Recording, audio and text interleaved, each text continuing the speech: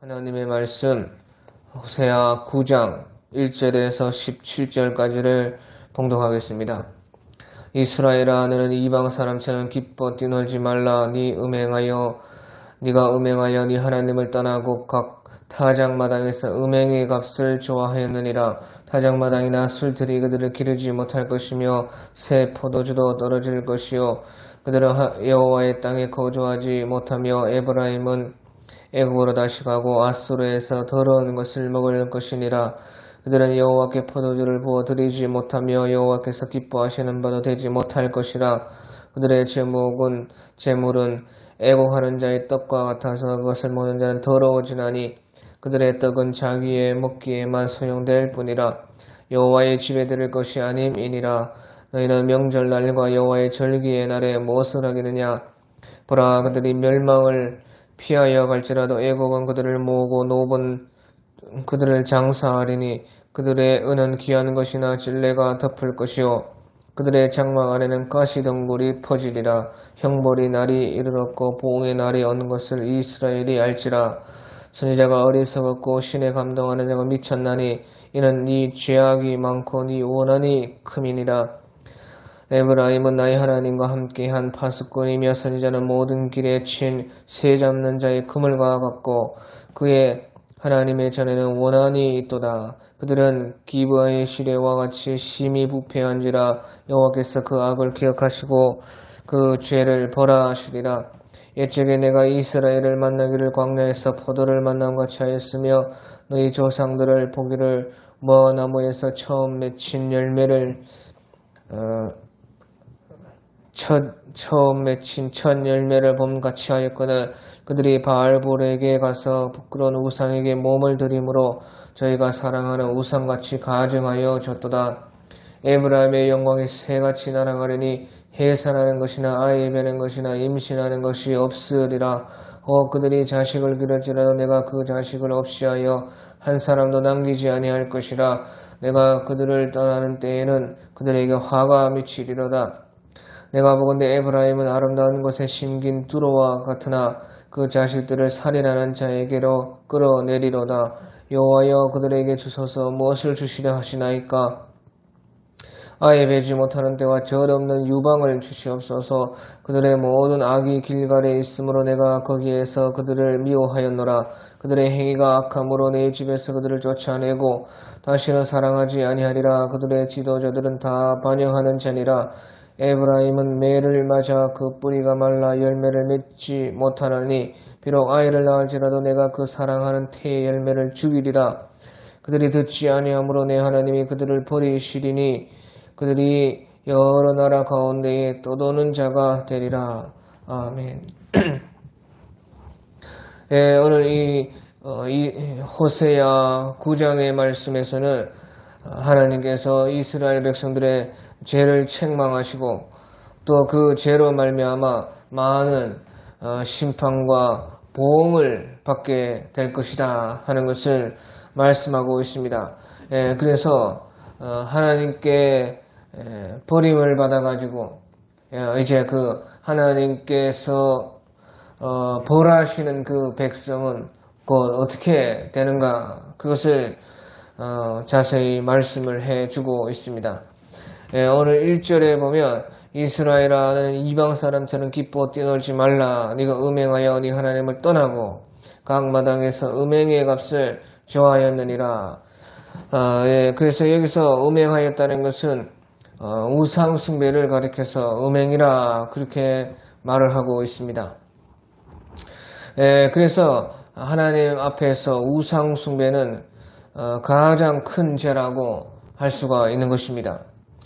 그런데 사람 사이에서 제일 큰 죄는 특별히 이제 부부간 간에서 가장 큰 죄는 바로 음행의 죄인 것입니다. 그러니까 여기에서 하나님께서는 우상 숭배를 말을 하면서 이스라엘아, 너는 이방 사람처럼 기뻐 뛰놀지 말라. 네가 음행하여 네 하나님을 떠나고 각 타작마당에서 음행의 값을 좋아하였느니라. 그래서 여기서 우상 숭배를 말하면서 음행을 했다. 그렇게 말을 하고 있습니다. 그것은 사람 사이에서 가장 큰 죄는 음행이라 그렇게 할 수가 있습니다. 그런데 하나님과 우리 사이에서 가장 큰 죄는 바로 우상 숭배인 것입니다. 그러니까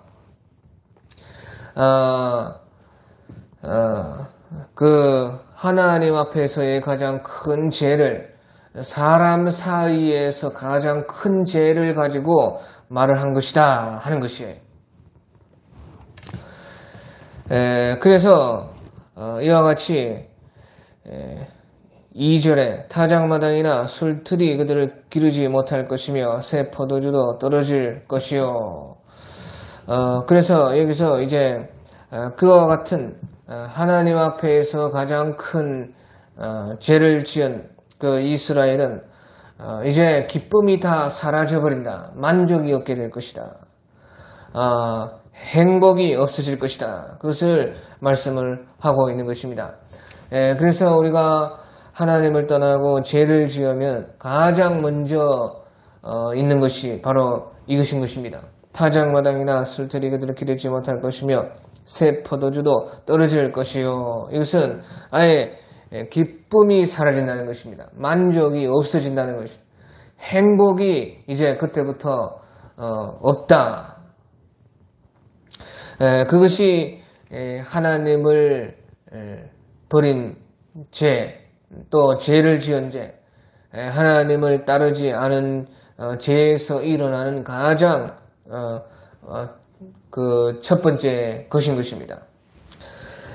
그리고 나서요, 이제 3절에 그들은 여호와의 땅에 거주하지 못하며 에브라임은 애굽으로 다시 가고 아수르에서 더러운 것을 먹을 것이라. 그들은 여호와께 포도주를 부어드리지 못하며 여호와께서 기뻐하시는 바도 되지 못할 것이라. 그들의 재물은 애곡하는 자의 떡과 같아서 그것을 먹는 자는 더러워지나니 그들의 떡은 자기의 먹기에만 소용될 뿐이라. 여호와의 집에 들을 것이 아님이니라. 너희는 명절날과 여호와의 절기의 날에 무엇을 하겠느냐. 그래서 여기서 이제 하나님을 완전히 떠났을 때에 하나님께서 그 죄에 대해서 보응하실 때에 제일 이제 첫 번째로 그 벌은 바로 땅의 저주를 받는다는 것입니다. 그래서 그들은 여호와의 땅에 거주하지 못하며 또 여호와의 땅에 거주하지 못하니까 다른 데로 갈 수밖에 없고, 그러면 다른 데 가서는 어떻게 되느냐. 에브라임은 애굽으로 다시 가고 아수르에서 더러운 것을 먹을 것이니라. 그래서 그 다른 데로 이제 땅의 저주를 받아서 다른 데로 갈 수밖에 없는데 그 다른 곳 가는 곳마다 다 안 된다 하는 것이, 가는 곳마다 그 뭔가가 다 잘못되고 안 되고 그 형통하지 못하다는 것이죠. 그래서 이제 6절에 보라 그들이 멸망을 피하여 갈지라도 애굽은 그들을 모으고 노은 그들을 장사하리니. 그래서 생명을 원해서 찾아가는 곳마다 사망이 있게 된다. 그들은 그들의 은은 귀한 것이나 찔레가 덮을 것이요 그들의 장막 안에서 가시 덩굴이 퍼지리라. 그래서요 제일 처음에는 이제 하나님이 벌을 내리시는 때에 제일 처음으로는 땅이 저주를 받는다 하는 것이에요. 그래서 아담이 처음 범죄하였을 때도 너로 말미암아 땅이 저주를 받아서 가시와 엉겅퀴가 날 것이다. 그렇게 아담에게 하나님께서는 저주하셨습니다. 그것이 하나님의 첫 번째 저주라는 것이에요. 그리고 나서 둘째는 이제 그들의 은은 귀한 것이나 찔레가 덮을 것이요 그들의 장막 안에는 가시덤불로 덤불이 퍼지리라. 형벌이 날이 이르렀고 보응의 날이 오는 것을 이스라엘이 알지라. 그래서요 이제 땅의 저주를 받으니까 이어서 두 번째는 경제가 어려워진다 하는 것이, 경제가 어려워지고 그 집안 형편이 기울게 된다. 그래서 결국에는 이제 하는 일마다 안 되는 것이 그것이 하나님의 저주인 것입니다. 그러나서 이제요, 그것이 두 번째고, 세 번째는 선지자가 어리석었고 신에 감동한 자가 미쳤나니 이는 네 죄악이 많고 네 원한이 금이니라.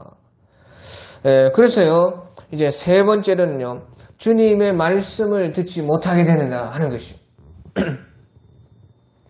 땅이 저주를 받으니까 이제 그 경제 형편이 어려워지고, 또 하나님의 그 집에서 쫓겨나서 하나님께 예배드리지 못하게 되고, 하나님의 그 명절과 절기도 다 빼앗기게 되고, 그것은 이제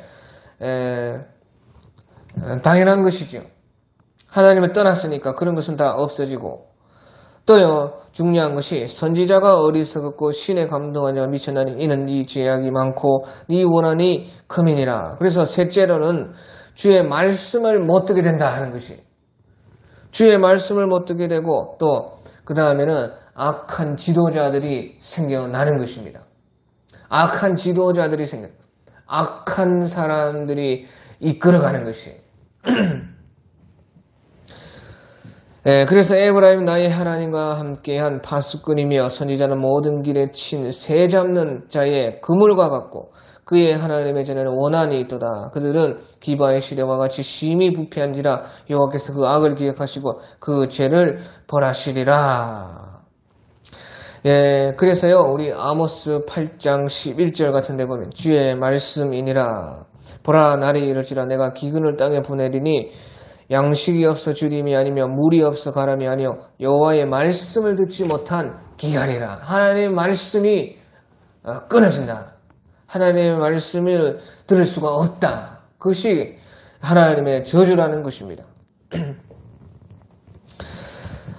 또 이제 우리 10절, 11절에 보면요, 네 번째로 옛적에 내가 이스라엘을 만나기를 광야에서 포도를 만남같이 하였으며 너희 조상들을 보기를 무화과 나무에서 처음 맺힌 첫 열매를 봄같이 하였거늘 그들이 바알보로에게 가서 부끄러운 우상에게 몸을 들이므로 저희가 사랑하는 우상같이 가증하여 졌도다. 그래서 하나님을 완전히 떠나고 하나님과 우리 사이에서 가장 싫어하는 우상 숭배를 사람과 사람 사이에서 가장 큰 죄라 할 수 있는 음행처럼 그렇게 했을 때에,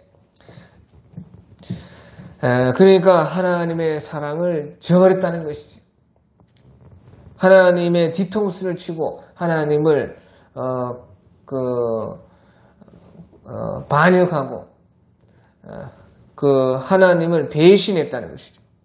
옛적에는 내가 이스라엘을 만나기를 광야에서 포도를 만남같이 하였으며, 광야에서 포도를 만난 그렇게 하나님께서 좋아했다는 것입니다. 또 너희 조상들을 보기를 무화과 나무에서 처음 맺힌 첫 열매로문과 같이 하였다. 그렇게 좋아하고 귀중하게 또 생각을 했다. 그런데 이스라엘 백성들이 마치 사람과 사람 사이에서 음행을 해서 배신을 하듯이 우상 숭배로 말미암아 하나님의 저주가 내리기 시작해서 땅이 저주를 받고, 그래서 하나님의 땅에서 하나님을 섬기지를 못하게 되고 그 예배를 빼앗기고 또 하나님의 모든 명절과 절기를 빼앗기게 되고, 그러니까 또 경제가 어려지고 집안 형편이 어려워지고 가세가 기울고 나라가 가난하게 되고 또 하는 일마다 안 되게 되고, 또 세 번째로 주의 말씀을 듣지를 못하게 되고 말씀을 듣지 못한 기근이 오고, 또 그 다음에 악한 지도자가 나가지고 자꾸 그 백성들을 힘들게 하고, 악한 선지자가 나가지고